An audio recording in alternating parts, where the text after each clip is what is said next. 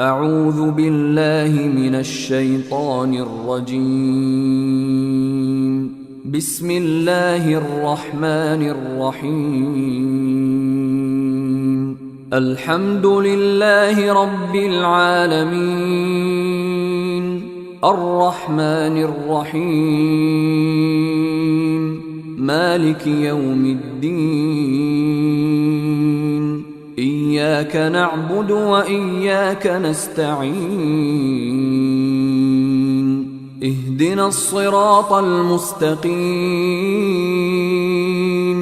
صراط الذين أنعمت عليهم غير المغضوب عليهم ولا الضالين.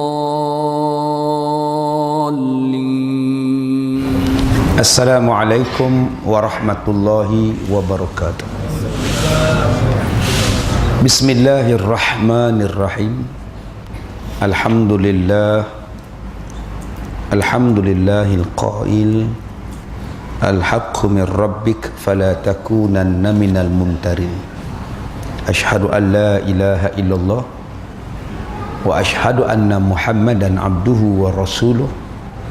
اللهم صل على سيدنا محمد وعلى آله وصحبه أجمعين. Kita membaca kitab Fiqh Aulawiyat pada muka surat yang ke-70. Baik, tajuknya mengutamakan ijtihad daripada taklid. Kita dah baca sedikit hari itu tentang apakah yang dimaknakan dengan ijtihad dan apakah yang dimaknakan dengan taklid. Kita ulang balik tentang ijtihad. Sesuatu perkara, hukum atau pendapat yang dikeluarkan oleh orang-orang yang layak mengeluarkan pendapat dan fatwa, jika sesuatu itu tidak terdapat di dalam nas-nas yang tertentu, maka dikeluarkanlah ijtihad. Dan satu lagi ialah taklid.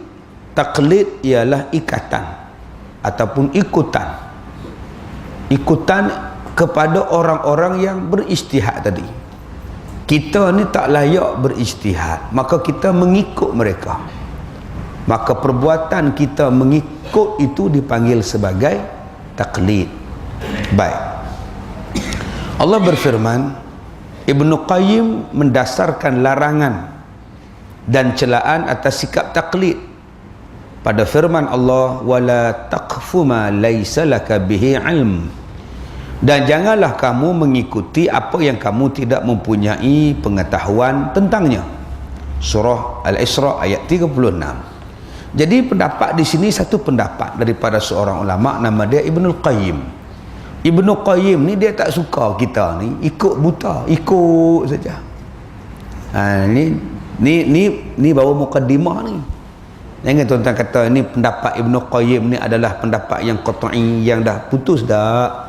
Ni dia baru cerita pendapat tentang Ibnu Qayyim. Ibnu Qayyim kata dia mencela orang-orang yang duk ikut saja tanpa membuat ijtihad. Berdasarkan Al-Quran pada ayat 36 surah Al-Isra. Ia berkata, berdasarkan kesepakatan para ahli ilmu, taklid bukanlah mengetahui. Kemudian ia menuturkan pula dalam kitab I'lamul Muwaqqi'in lebih daripada 80 versi tentang pembatalan sikap taklid dan penolakan terhadap tuduh-tuduhan para pendokongnya. Maka imam ataupun pendapat Ibnu Qayyim ini mengatakan bahawa orang yang mengikut ni bukan ada ilmu. Bila ada ilmu dia mengikut saja, macam mana nak beribadat, kata dia. Maka dia pun mengeluarkan satu kitab, nama dia A'lamul Muwaqqi'in, yang menceritakan tentang tak betulnya taklid dan menolak tuduhan-tuduhan yang menolak orang yang tak setuju dengan taklid. Jadi tuan-tuan, kita lihat di sini dalam kitab-kitab yang lain tentang masalah taklid, yang terbahagi kepada dua jenis taklid. Pertama, taklid buta. main ikut saja. Dia tu buat keluar satu pendapat, kita buat ikut pendapat dia, kita ikut saja. Taklid macam inilah yang tak mau, taklid buta. Tak rujuk belah sana, tak rujuk belah sini, tak tengok sana, tak tengok sini, aku ikut sini. Kita pula mengikut dia saja. Yang ni yang nama dia taklid buta. Yang ni kita tak mau. Yang ni hak Imam Ibn Qayyim tu sebut. Tu yang saya dalam kereta tadi, ada orang hantar mesej dekat saya, ustaz ni mengkonfuskan jemaah. Saya balas balik, confuskan dalam bab apa? Dalam bab dua benda. Satu, bab perempuan pakai sanggui tinggi, dan satu lagi bab Hari Ibu. Dia kata ustaz tu sebut dalam TV pakai sanggui tinggi haram. Ustaz kata tak apa. Ustaz mana tak tahu pergi ceramah tu, dia kata sambutan Hari Ibu haram. Ustaz kata tak apa. Saya tanya dia, yang depa kata haram tu ada dalil ke? Dah keluar fatwa ke kata haram sanggui ni?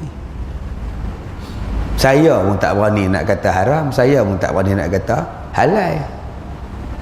Tapi tak ada lagi kata haram. Macam mana kita boleh mendahului majlis fatwa dan ulama-ulama yang lebih muktabar daripada kita? Saya kata pemakaian sanggui tinggi, depa buat keluar satu hadis. Di atas bonggol, di atas kepala mereka ada bonggol unta yang sengit, tanpa mereka melihat keseluruhan hadis. Saya baca hadis, sinfani min ahlin nar lam arahuma, dua jenis ahli neraka yang akan menjadi ahli neraka yang aku tak pernah tengok mereka ni. Maknanya zaman Nabi tak ada. Pertama, qaumun ma'ahum siyatun ka'aznabil baqari yadribuna bihan nas. Satu manusia yang memimpin orang, yang memukul manusia macam penggembala memukul lembu. Maknanya pemerintah yang zalim. Yang ni tak masuk syurga, ahli neraka. Yang kedua kata Nabi, wa nisaun ariyatun kasiyatun mumilatun mailatun ala ru'usihin ka'asnimatil bukhtil mailah. Hadis dia kata orang yang kedua ialah perempuan yang berpakaian tetapi bertelanjang. Bila berjalan menggoyang-goyangkan tubuhnya dan pinggulnya, dan di atas kepala mereka ada seperti unta, goh. Unta, goh tu bonggol unta yang sengit. Kenapa hang terus pergi ambil yang nombor 3? Nabi bagi ciri perempuan tu 3. Berpakaian macam orang bertelanjang. Jadi kalau satu perempuan dia pakai sanggui tinggi, dia pakai jubah, pakai sarung kaki, sarung tangan, sarung lengan semua, sanggui tinggi, takkan dia ahli neraka. Selagi mana sanggui dia itu di bawah tudung dia, tak nampak di tudung, kita nak kata haram. Dia bukan mendedahkan aurat. Nabi kata perempuan ni bila berjalan melenggang-lenggokkan badannya. Perempuan tu ada akan melenggok-lenggok, tuan-tuan. Kalau perempuan yang berjalan tepi jalan tu melenggok-lenggok, zaman Nabi pun ada. Nabi kata aku tak pernah tengok. Zaman Nabi tak ada. Siapa dia yang bila berpakaian macam orang telanjang, tak cukup kain, dia bila berjalan pula goyang-goyang? Aku tak pernah tengok. Cuba cek hajinan, siapa dia? Kalau perempuan tu berjalan di market zaman Nabi dulu ada. Yahudi pun ada melenggok masa itu, tapi Nabi kata tak ada. Hak style lagu tu tak ada. Atas kepala ni macam-macam benda dia berbuh. Saya kata, itulah ratu cantik, itulah Peragawati. Cuba tuan-tuan tengok Peragawati, cukup kain tak? Berjalan lagu mana? Macam mana berjalan dia? Melenggok-lenggok. Ada tak pertandingan ratu cantik zaman Nabi? Ada tak catwalk zaman Nabi? Tak ada. Tu baca sampai hadis-hadis tu. Jangan ambil satu je. Tengok bonggay hutang tu. Nampak Nabi kata tak masuk syurga bonggay atas kepala tu. Hei, maklum ni jalan duk geduk-geduk pergi ke Mekah, pergi ke Arab, pergi ke mana, biasa sanggui tu, rambut panjang. Fahamlah hadis tu betul-betul. Jangan cepat pergi kata haram. Ciri tu ada 3. Bertelanjang, melenggok-lenggok, atas kepalanya ada bonggoi. Cuba tengok ratu cantik, atas kepala semua sanggui besar lah apa bendanya. Kalaulah pakai sanggui tinggi tu masuk neraka, tu buah dada orang perempuan tu macam mana? Dia pakai baju dalam, dia pakai baju kurung, nampak lagi tak buah dada dia? Bentuk dia nampak tak? Nampak. Bila tiup angin nampak. Kalau gitu makcik-makcik kerat, buang. Dah nampak. Antara buah dada, minta maaf saya cakap segeram ni, antara buah dada dengan sanggui, mana hak orang steam? Ada orang steam tengok sanggui, steamnya taubat lahum mampu tak ada, melainkan orang gila babi ya tuan-tuan ni. Kalau sanggui tu terganga hang kata berdosa, nu hak buah dada perempuan dia pakai telekong pun dia nampak. Nak kata haram apa? Dia pakai baju dalam, dia pakai baju kurung, dia pakai tudung labuh, nampak bentuk lagi. Nak haram apa bendanya? Benda yang dah tak boleh nak elak. Kalau yang tu pun jadi sanggui atas kepala ni dia pakai, tak nampak rambut, tak nampak apa pun, takkan kita nak kata haram. Kalau haram rambut, haram jugalah dada perempuan. Apa tak? Masalah hari ibu, hari Valentine lain, hari Valentine lain, hari memperingati kekasih. Kalau kekasih kita tu isteri kita, isteri kita tu kekasih kita. Kekasih ni bukan maknanya dah belum kahwin. Isteri kita tu dah kahwin, kita kasih tak? Boleh tak kita panggil dia wahai kekasihku? Boleh panggil tak? Boleh tak? Kalau hari tu kita sambut, nah, aku sayang dekat hang. Yang salahnya hari kekasih, yang haram tu apa?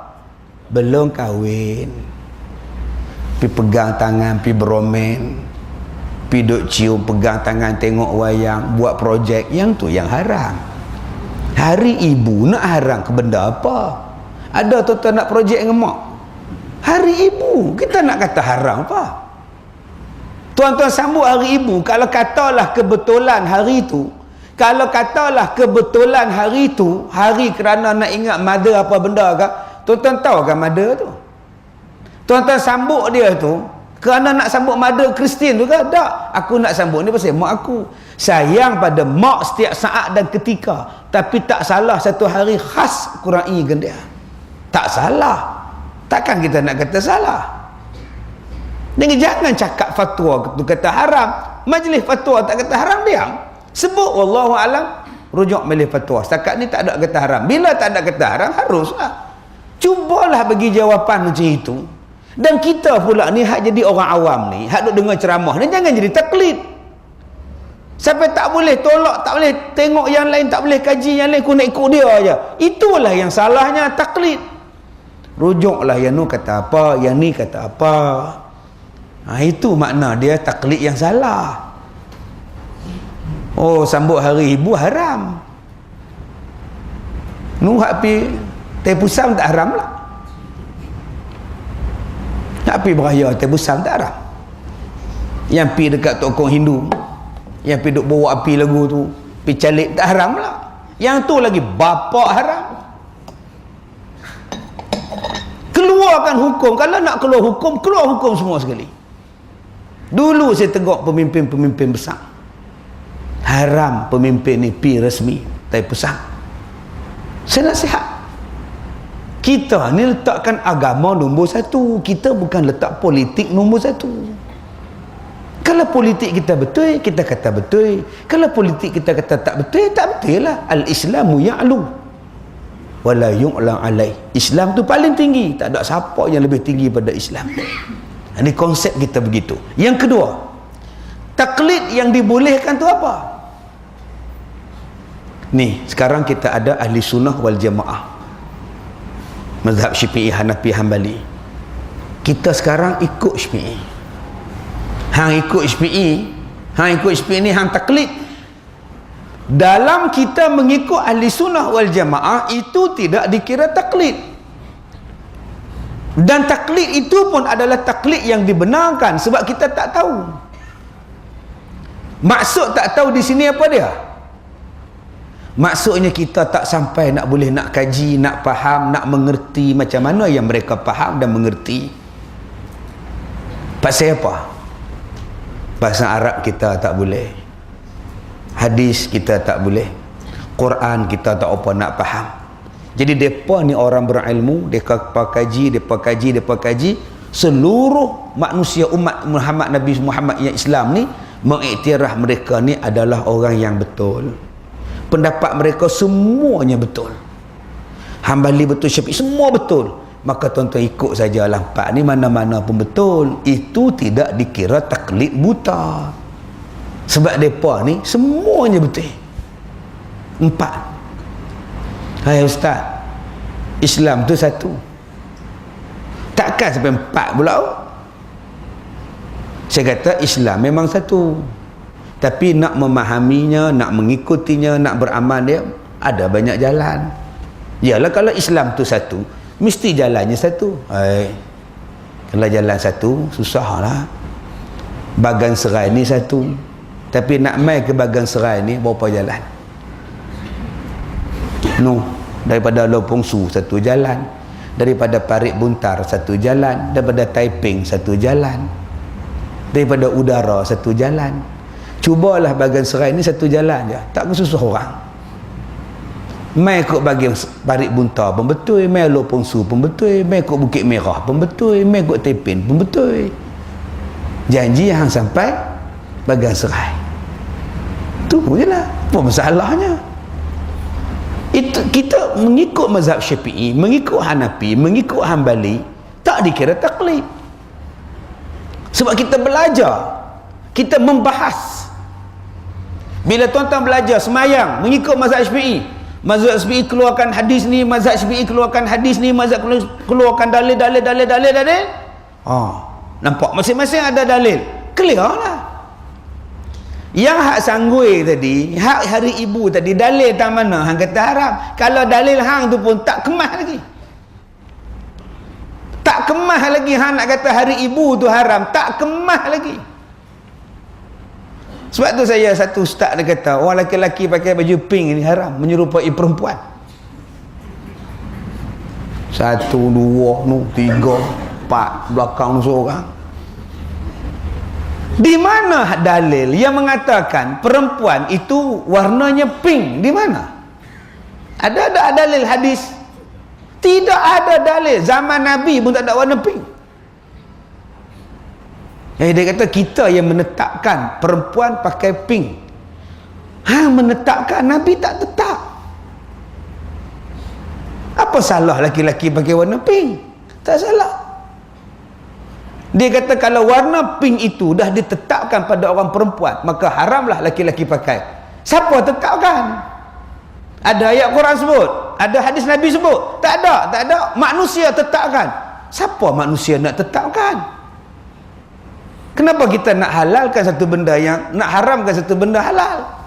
Qul man harrama zinatallah. Warna-warni ini ialah nikmat Allah.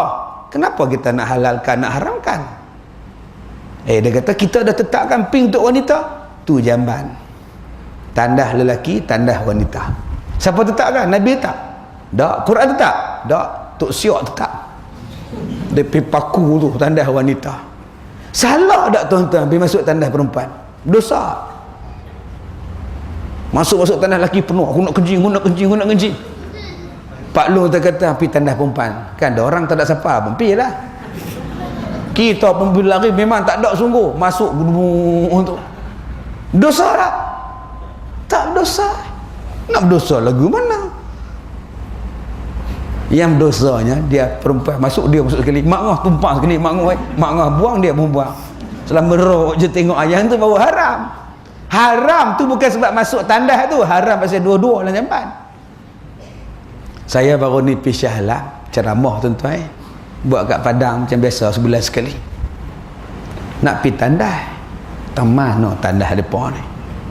Jumpa tandas kat taman. Saya pergi belah sini tak tulis laki. Pergi belah sini pun tak tulis laki. Hai, mana satu perempuan, mana satu laki-laki. Hak tengah ni kunci. Adalah tandas OKU. Mana satu hak perempuan tak ada. Jenguk sini tak ada orang, jenguk ni tak ada orang. Hai, kalau kita dulu kampung-kampung ludah kat tapak tangan. Tu hak mana panjang belah situ. Ni orang dulu-dulu. Saya pun masuk belah kanan, tawakal tu Allah, masuk. Duduk dalam tandas tu, orang perempuan masuk. Apa-apa ni? Mak, ni tandas perempuan kan lelaki? Tak tahu, bos sajalah. Kak saya duduk cekung dalam tu. Lantak gampang lah, aku tak tahu. Buat je saya batuk, mau lari depan tu.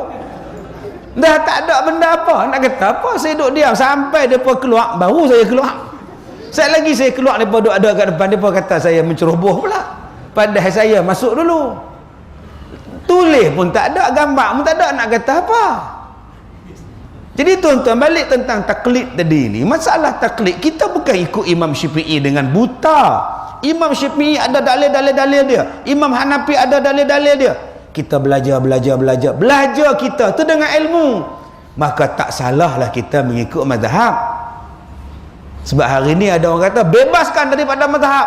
Kita ikut yang Nabi punya aja. Nak ikut yang Nabi punya, mau hantar orang. Hak Syafi'i ni tak ikut Nabi punya. Yang Maliki ni tak ikut Nabi punya. Semua ada dalil, tuan-tuan. Contohnya apa? Satu hari Abdullah bin Abbas, Abdullah bin Mas'ud, orang tanya dekat dia, wahai Abdullah, bagaimana dengan seorang perempuan yang baru kahwin dengan laki-laki, tiba-tiba laki-laki ni mati, belum sempat bersetubuh. Maka kata Abdullah bin Mas'ud, perempuan ini ada iddah, perempuan ini dapat mas kahwinnya, perempuan ini dapat pusakanya. Dia kahwin pukul 12 tengah hari, anak dara ni 18 tahun, nikah dengan Tok Wan 81, 1881, lawa tu number tu. Anak dara 18, anak Tok Wan ni 81. Dia ni alung, hutang banyak. Mak pak perempuan tu kata, Tok Wan weh, kami tak ada duit nak bayar, nikah dengan Tok Wan lah anak kami. Tok Wan pun minum kopi macam-macam, tuan-tuan weh. Tongkat Ali, tongkat mat semuanya ada belakang. Lepas akad nikah, darah tinggi mati. Baru saat-saat akad nikah tengah duk baca doa, mati Tok Wan ni. Isteri dia jadi apa? 4 bulan 10 hari iddah. Masa akad nikah tak tetap lagi berapa mas kahwin. Nanti bincang akad nikah dulu. Macam mana nak bayar dekat dia Tok Wan dah mati?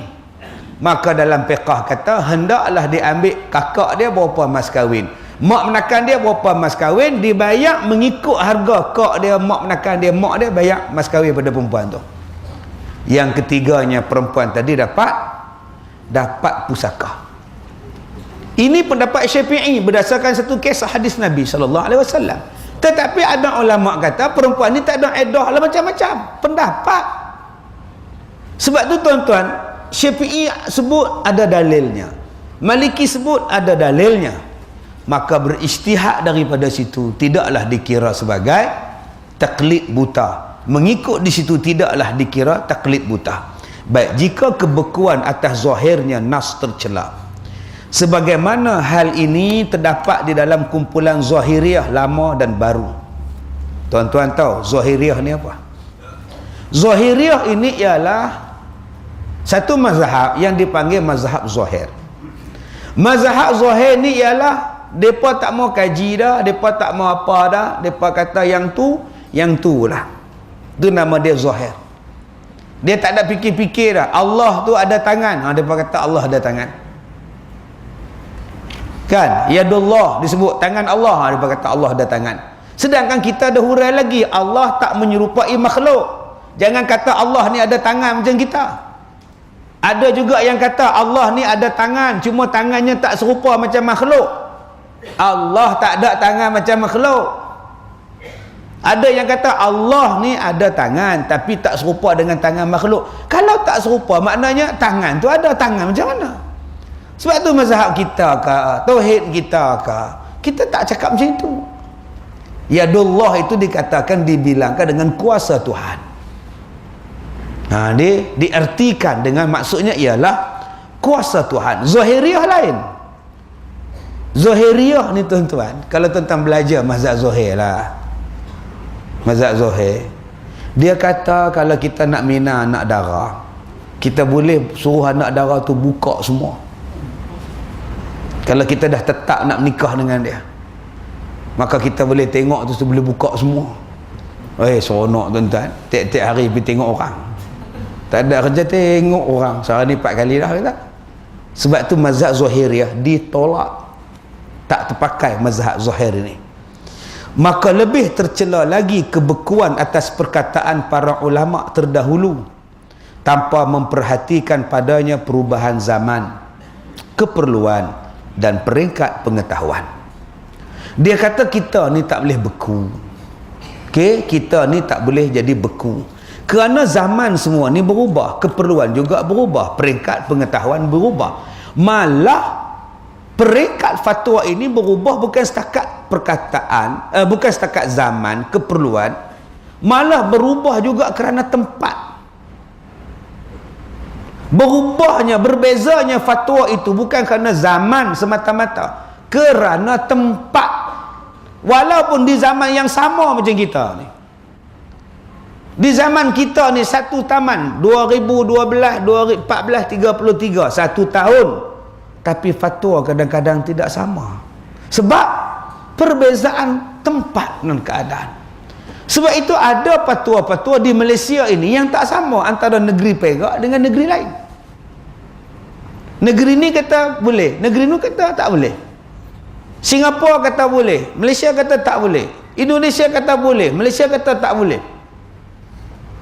Dulu-dulu kita terkejut bila fatwa Singapura kata boleh makan kopi taik musang.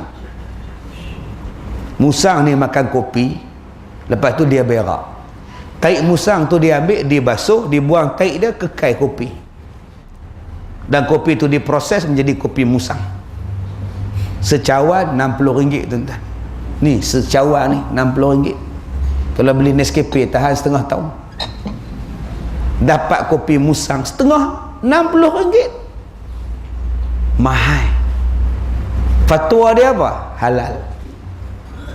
Halal. Pening kepala kita. Macam mana taik musang halal? Maka ulama-ulama menjawab, kita tidak makan taik. Kita makan kopi. Kopi dia bila masuk dalam perut, kopi itu tak dapat diproses oleh taik, oleh perut musang. Akhirnya dia hanya dibalut. Kopi itu tetap dalam asal, buang kulit dia makan. Kalau sanggup. Kalau tak sanggup, minum kopi Cina. Itu fatwa mereka. Nak kata apa halal-halal? Mereka kata halal-halal. Apa yang kita boleh kata? Mereka dah buat kajian. Tuan-tuan ingat nak buat fatwa ni main gitu-gitu saja kan? Main kaji, mak demonstrasi apa semua, tengok. Okey ustaz, dah tahu mereka tu ambil kopi taik musang, basuh taik dia, ambil kopi.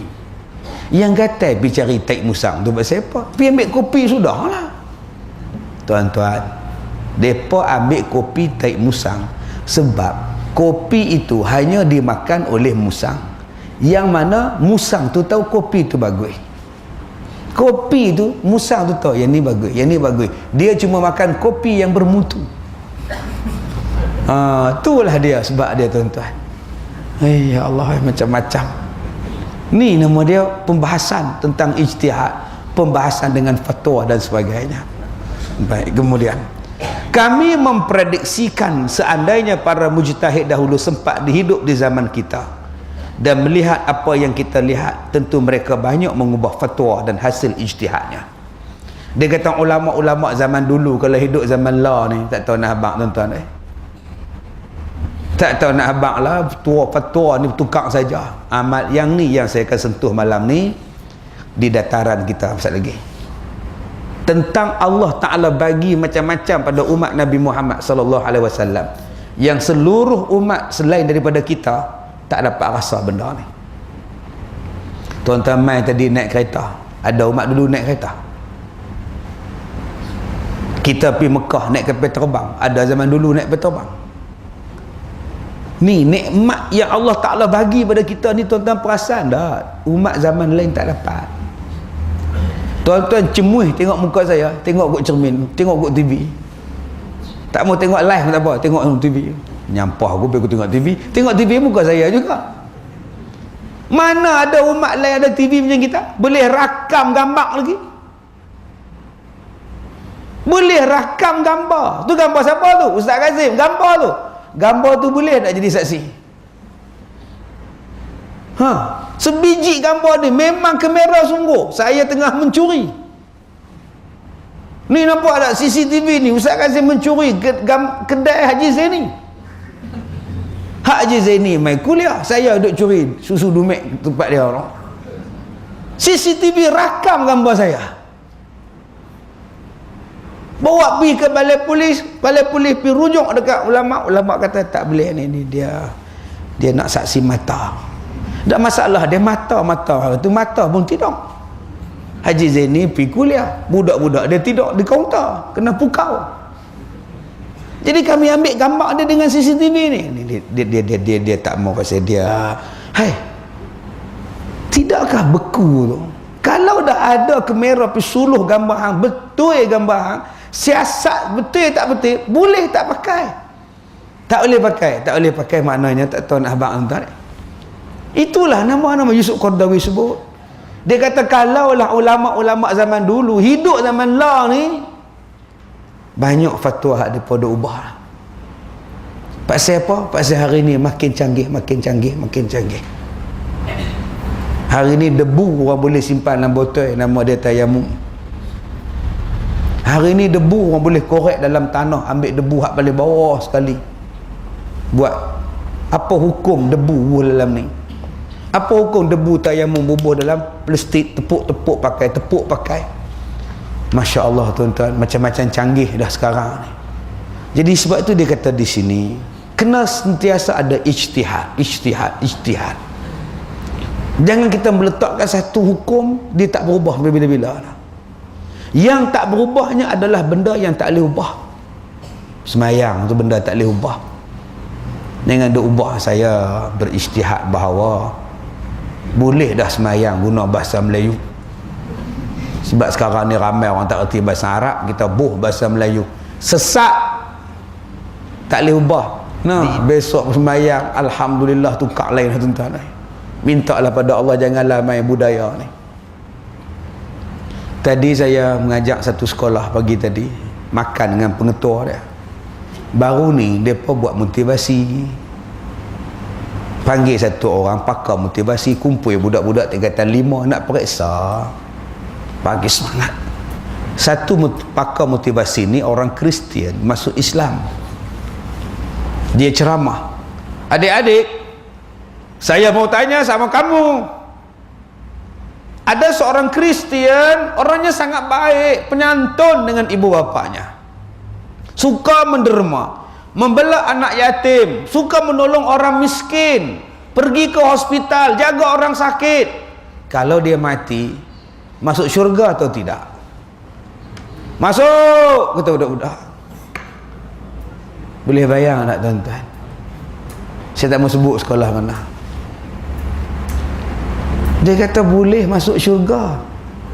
Dia tak ambil ada seorang Kristian yang sangat baik.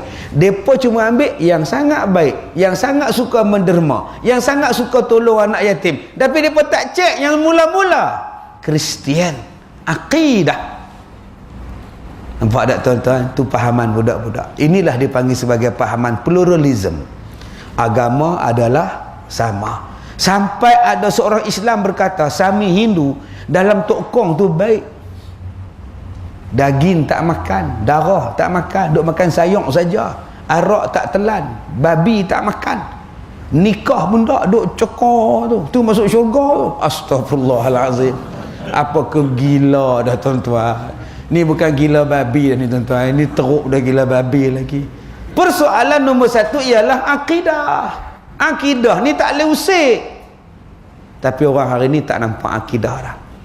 Orang hari ni nampak di sebalik akidah ni mereka tenggelamkan. Mereka nampak kita ada satu kesepakatan, kita ada satu kefahaman, kita ada satu matlamat dan tujuan. Saya rasa kita tidak ada masalah. Tak ada masalah apa. Masalah nombor satu asas. Tuhan kita, kamu tak mengaku Allah. Itu asas. Asas ini kalau tuan-tuan tolak, habis. Walaupun yang lain itu tuan-tuan sepakat serupa. Kita ada satu keserasian, kita ada satu matlamat perjuangan. Tapi kita satu akidah tidak. Akidah ni ditolak. Jangan main-main tuan-tuan bab akidah ni.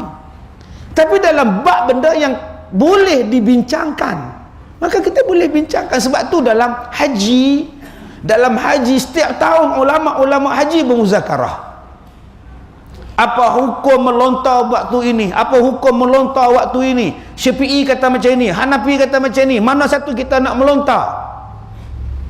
Zaman mereka dulu mungkin buat haji dalam 3, 4, 5 ribu orang, 10 ribu orang, 50 ribu orang, sesuai masanya. Tetapi sekarang yang buat haji juta. Kalau dia ikut serentak pada zaman itu, pada waktu ini, gelincir matahari kena melontar, semua sepakat, mati semua orang. Maka ulama-ulama bincang balik, yang ni nak pergi ke apa, yang ni nak buat ke apa, supaya yang pentingnya melontar itu dapat dilaksanakan, bukan masanya yang dipertahankan. Itu kaedah dia. Jadi di sini yang kita tidak ada kebekuan ijtihad dan fatwa tadi. Bagaimana tidak?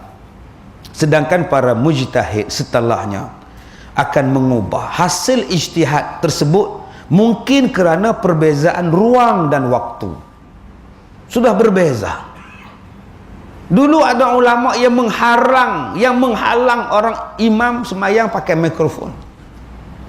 Sebab katanya Rasulullah tidak pernah semayang guna mikrofon. Dia pun buat keluar ayat Quran, wala tajhar, jangan kamu jaharkan suara kamu, jangan kamu perlahankan pula, wala takhafit biha, jangan kuat sangat, jangan slow sangat. Akhirnya tak pakai mikrofon. Itu mungkin dulu, tapi sekarang semayang di Masjidil Haram 5 juta, 4 juta. Kalau tu imam tak pakai mikrofon, pakai duk tengok, dia sujud ke rukuk, dia rukuk ke sujud, pakai duk tengok tu. Sebab tu sekarang tuan-tuan semayang masjid kita ni 2-3 tingkat. Kalaulah tak boleh semayang pakai mikrofon, macam mana orang semayang di atas dengan semayang di bawah? Tak kepenin kita. Tak dengar, tak dengar. Jenuh lah. Tak salah pakai mikrofon. Yang salahnya dah pakai mikrofon hamjerit. Alhamdulillah, yang tu yang salahnya. Dah pakai mikrofon baca pelan-pelan, alhamdulillahi rabbil alamin. Biasalah. Tapi ada ulama yang masih nak kekal tu, tak boleh pakai mic. Nabi tak buat. Bro, kesian dekat orang perempuan tu. Masjid zaman Nabi kecil pada masjid kita lagi, tak apalah. Tapi hak kita sekarang ni, Masjid Shah Alam 25,000 orang sekali masuk, nak sembahyang lagu mana tak dengar apa. Ini yang dikatakan terbukalah benda itu. Buat lagi ijtihad. Tak salah pakai mikrofon, tak salah. Azan tu imam azan di sini, speaker pasang di atas, tak salah. Dak dia kata kena panjat menara. Besok masuk hospital, seorang Bilal jatuh daripada menara setinggi. Tak pasal tuan-tuan. Jadi ini yang dikatakan supaya kita ni lebih terbuka lagi. Bahkan kata dia, bahkan bagaimana hal ini tidak berubah sedangkan para mujtahid sendiri pada kurun yang sama telah mengubah beberapa penyataannya kerana beberapa ijtihad yang mereka kehendaki. Mungkin kerana pengaruh umur, mungkin kematangan, mungkin kerana ruang dan waktu. Malah kata dia, Imam Syafi'i sendiri ada dua ijtihad. Imam Syafi'i mempunyai dua mazhab. Pertama, mazhab sebelum dia menetap di Mesir. Maka mazhab itu pendapatnya dipanggil qaul qadim. Bila Imam Syafi'i berpindah ke Mesir, maka pendapatnya banyak bertukar, dipanggil sebagai qaul jadid. Masa dia duduk di Mekah, masa dia duduk di Iraq, nama dia qaul qadim, pendapat dia lain. Bila dia pergi ke Mesir, dia tengok persekitaran Mesir pula lain, dia keluarkan pula pendapatnya yang dipanggil sebagai qaul jadid, qaul baru, pendapat yang baru, sampailah dia mati di Mesir. Hal ini boleh saja berlaku kerana ia baru tahu tentang hal yang sebelumnya belum diketahui, atau ia mendengar sesuatu yang belum pernah ia mendengar sebelumnya. Diriwayatkan pula tentang Imam Ahmad bahawa dalam satu persoalan yang ia pecahkan ditemukan beberapa versi jawapan yang diberikannya. Hal itu kerana fatwanya disampaikan dalam situasi yang berbeza. Bab ini tuan-tuan boleh tengok dalam bab hukum, dalam bab hukum memberi upah kepada anjing, kepada pembunuh anjing. Dia sebut apa tuan-tuan? Mula-mula dia kata kalau orang tu tembak anjing, anjing gila banyak, dia tembak pam. Ataupun beli anjing yang cerdik, boleh bayar dengan duit. Tak lama kemudian Imam Ahmad ni bertukar pendapat. Upah pada orang tembak anjing pun haram, jual anjing yang cerdik pun haram, dapat duit. Dia balik sama dengan pendapat Imam Syafi'i. Imam Syafi'i, kalau kita ada senapan patah, pergi upah tembak anjing gila, dapat RM20 seekor, haram. Beli anjing pun haram. Mula-mula Imam Ahmad kata halal. Tak berapa lama lepas tu dia tengok, dia kaji-kaji, dia kata haram. Dua-dua haram. Ni dia tuan-tuan, perbezaan ijtihad tadi kadang-kadang bertukar berdasarkan kepada kematangan umur. Dulu dia tak jumpa, lah dia jumpa dah. Dulu dia tak ada, lah dia ada dah. Sekarang dia bertukar. Di situ nampaknya ijtihadnya. Baik, yang kedua, masalah yang ke muka surat yang ke-72. Mengutamakan studi dan perancangan dalam urusan dunia. Kita masuk tajuk sikit ya. Malam ni kita nak habis pukul 9, masih ada rakaman. Ya, malam ni, mulai malam ni dan seterusnya lah, masjid tuan-tuan ni akan dijadikan tempat merakamkan CD ceramah kita setiap bulan. Ya, ni tu kameraman datang, tajinan lah.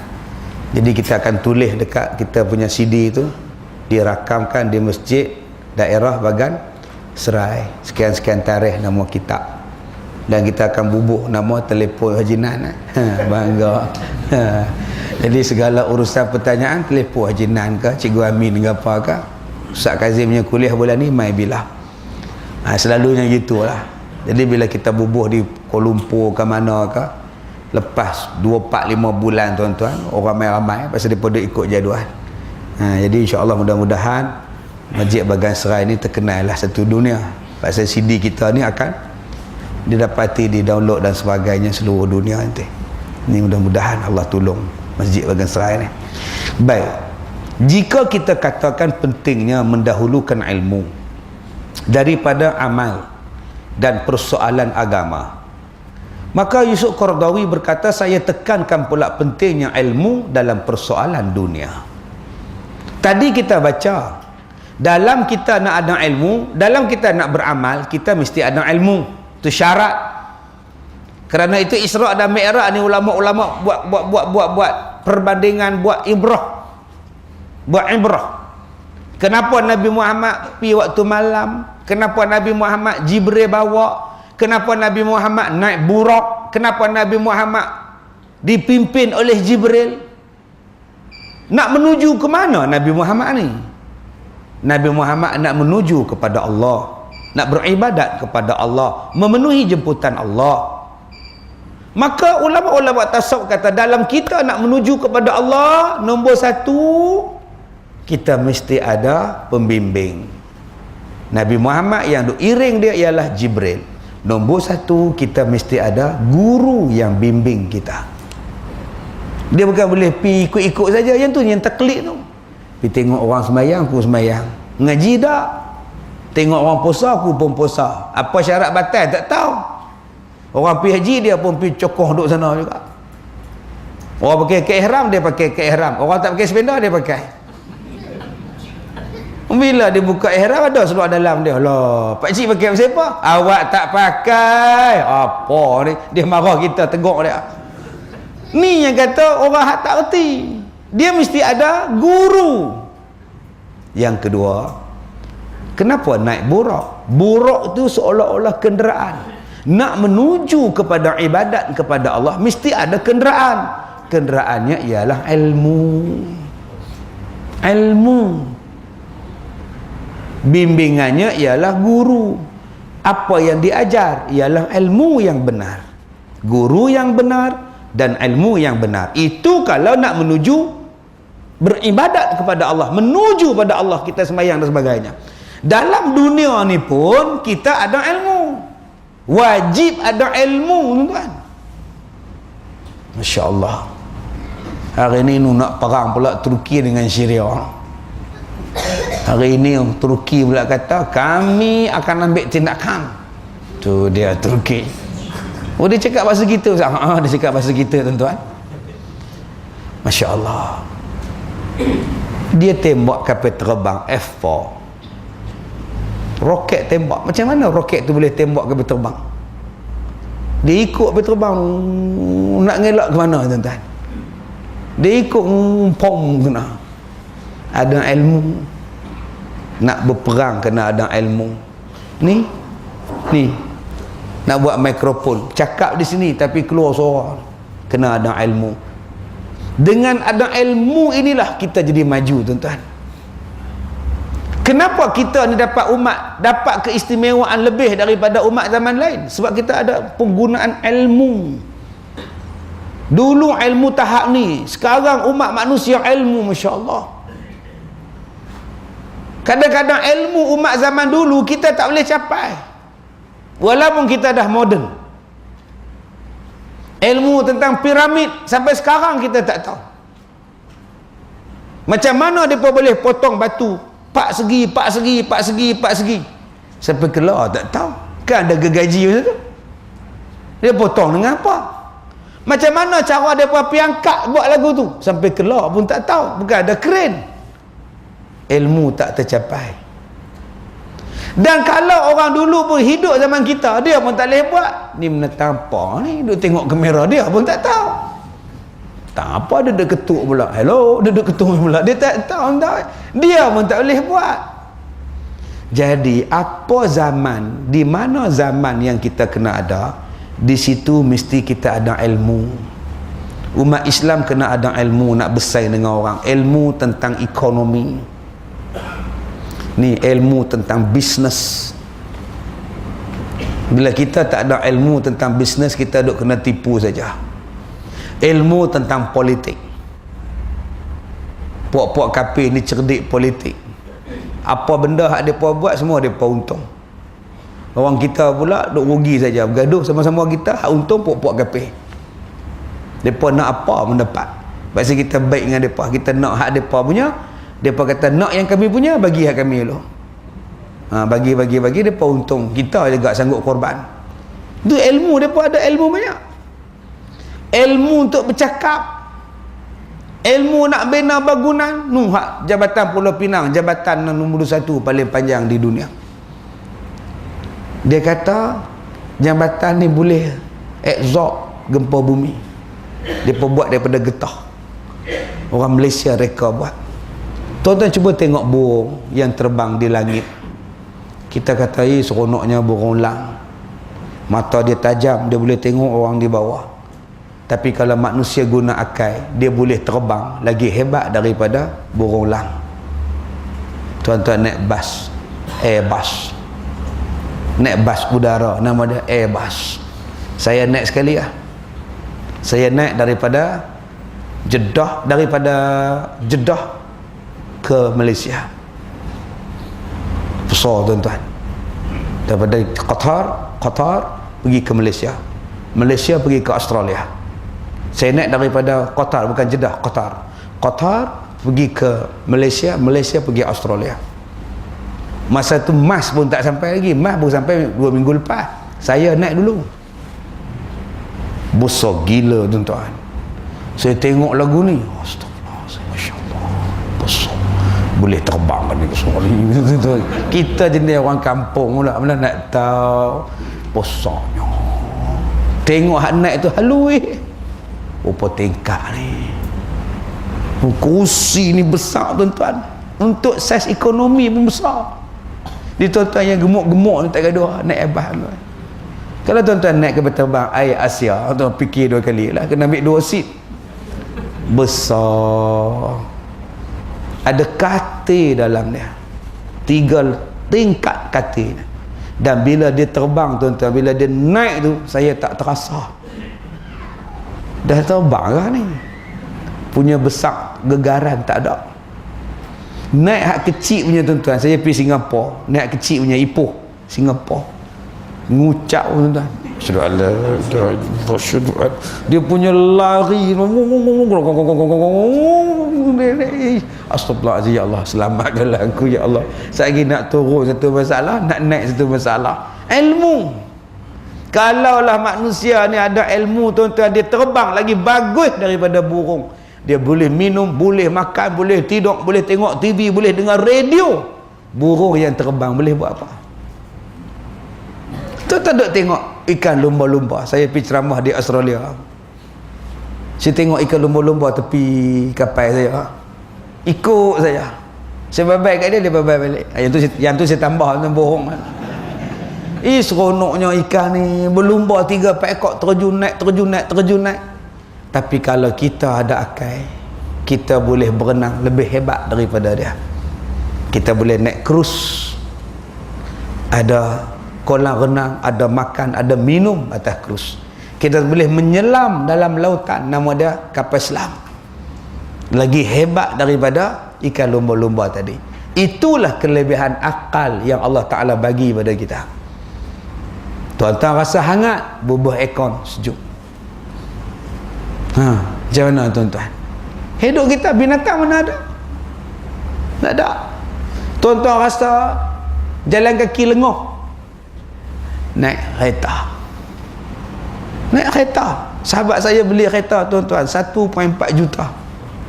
Masya Allah, berapa banyak duit dia ni, 1.4 juta.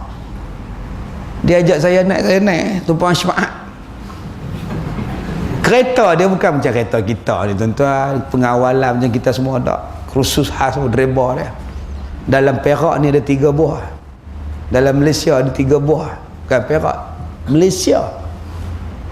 Kebetulan saya baik dengan dia ajak saya naik. Tengok ada TV, ada peti air. Saya tanya dapur tak? 1.4 naik tuan-tuan, ronda langgar lopak, tak ada apa lah, relax. Saya tanya ni kalau macam jam, dia boleh terbang. Dia kata kat saya, ustaz jangan perli saya pula. 1.4 kalau jam tak terbang, leceh. Tapi mahal tuan-tuan, hebat, sedap kata dia.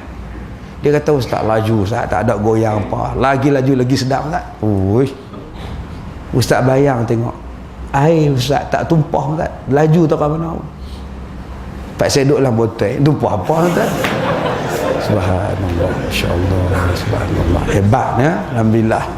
Tak apalah, itu duit dia banyak, rezeki dia, ilmu lah tu. Dulu kita pulah kereta lah, button ilmu lah tu, malas nak pulah, tekan lah. Tak satu hari lagi besok duduk kereta, mana nak tahu tak? Ilmu Allah Ta'ala bagi pada kita akal, suruh fikir. Kawan saya tuan-tuan, dia baru beli kereta, plastik tak buka. Saya nak bawa kereta hari Ahad kemarin, nak try. Saya suruh nak naik kereta, daripada dia habaq kat saya, dia beli kereta ni pakai button semua button. Dan dia kata, kalau kita nak tukar channel, cakap. Channel tu akan tukar sendiri. Radio perak, pop, radio perak. Kuatkan volume kuat. Turunkan volume rendah. Tu yang saya kata, oh canggih kereta. Saya pergi bawa. Rupa-rupanya masa dia bawa, isteri dia duduk sebelah. Tukar channel, isteri dia tukar entah mana. Masya Allah, alhamdulillah. Saya kata hampa kena aku no. Tak apa. Kita pun percayalah kan, boleh bercakap volume tukar sendiri. Rupanya bini dia yang tukar entah tu. Dia bawa aja. Ni pun duk mengelak juga. Sebelum kata dia, kita hidup zaman yang mengasaskan segala sesuatu pada ilmu pengetahuan. Kerana segala persoalan hidup tidak dapat dilakukan tanpa adanya perancangan. Tuan-tuan, nak buat masjid kena rancang, nak kahwin kena rancang, apa benda pun kena rancang. Mana boleh main buta je buat. Nak buat apa pun kena duduk bincang, rancang sesuatu. Maka nak merancang inilah kena panggil orang-orang yang ada ilmu, duduk semeja. Apa pendapat kamu? Apa pendapat kamu? Apa pendapat kamu? Tuan-tuan ingat nak buat rancang ni, buat jalan main jalan saja? Tak, mesti ada kepakaran dia. Maka orang yang kepakaran inilah yang duduk di situ. Kita ni yang tak tahu apa-apa, yang cakap banyak siapa? Apa ni bodoh, pok-pok ni bodoh, hang-hang ngaji tak mana? Hang pun tak erti. Depa tu kaji satu-satu. Dalam bidang fatwa ada kepakaran dia. Dalam bidang dunia pun ada kepakaran dia. Kita tak tahu apa, duk diam-diam. Duk diam-diam kita tak tahu. Sebab tu kadang-kadang bila kita ni lebih daripada mereka, tu yang kadang-kadang silap. Kereta tu engineer dia buat elok. Speaker tara ni, kekuatan speaker sama dengan kekuatan bateri, kekuatan wire yang masuk ke speaker, masuk ke radio, wire tu cukup menampung arus. Dia buat canggih lah. Canggih dah tuan-tuan. Sebab tu kereta mahal-mahal dia tak ubah lah. Sebab dia buat dah, kekuatan speaker dia boleh sampai di sini, kadar angin masuk, ketebalan cermin supaya tak dengar angin, semua dia kaji dah. Datang ke kereta kita pergi proses pula. Ni tak sedap, tak kick, kita pun bos sana bagi kick, bos ni bagi kick, wire tak tukar. Wire power tu tuan-tuan daripada bateri ke situ tak tukar. Yang permintaan lagi banyak, tapi supply tak ada. Tu yang terbakar kereta, hak mati Pulau Pinang. Wire daripada aksesori dia terbakar. Dia terbakar. Banyak orang yang tukar. Dia pulas bagi laju, tukar sport rim bagi besar, tayar besar. Tapi wire brake tak tukar. Dia guna kekuatan pedal brake dia tu, pedal dia, wire dia, kabel dia sama dengan tayar rim 14. Dia pergi tukar 18. Kekuatan tak kuat. Akhirnya dia tekan jalan-jalan pun putih, pi lagi.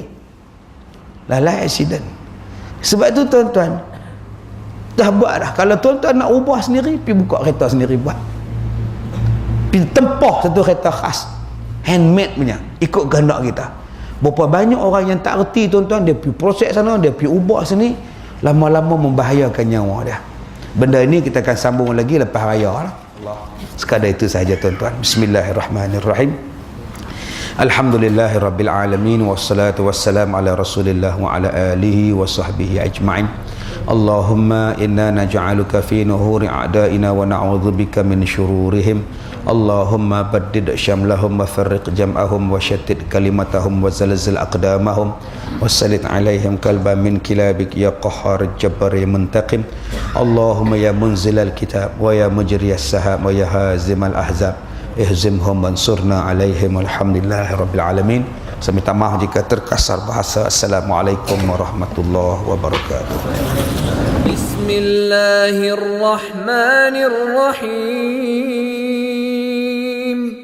Wal 'ashr innal insana lafi khusr إلا الذين آمنوا وعملوا الصالحات وتواصوا بالحق وتواصوا بالصبر.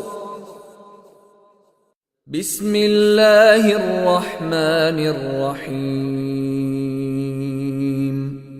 قل هو الله أحد الله الصمد لم يلد ولم يولد ولم يكن له كفوا أحد. بسم الله الرحمن الرحيم. قل أعوذ برب الفلق من شر ما خلق ومن شر غاسق إذا وقب ومن شر النفاثات في العقد ومن شر حاسد إذا حسد. بسم الله الرحمن الرحيم. قل أعوذ برب الناس ملك الناس إله الناس من شر الوسواس الخناس الذي يوسوس في صدور الناس من الجنة والناس.